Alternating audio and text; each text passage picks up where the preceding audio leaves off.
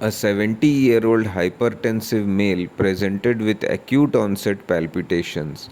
On examination, he had a heart rate of more than 150 per minute, regular in rhythm, and a blood pressure of 110 over 60 mm of mercury.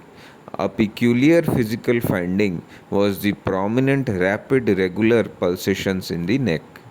A 12-lead ECG showed a narrow QRS regular tachycardia without any P waves. At the end of the QRS is a small positive deflection in V1 known as the pseudo R prime in V1, which is due to the retrograde P wave deforming the QRS complex. Similarly, there is a small negative deflection at the end of the QRS in the inferior leads known as the pseudo S. This confirms the diagnosis of AV nodal reentrant tachycardia. The neck pulsations are due to regular Canon A waves. The retrograde depolarization of the atria through the fast AV nodal pathway leads to near simultaneous contraction of the atria and ventricles against the closed tricuspid and mitral valves.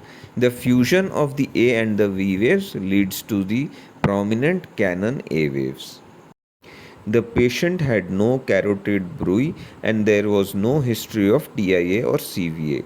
So, a carotid massage was done which successfully converted him to sinus rhythm. The post conversion ECG showed a sinus rhythm of rate 100 per minute. The S wave in inferior leads and the R prime in V1 had disappeared.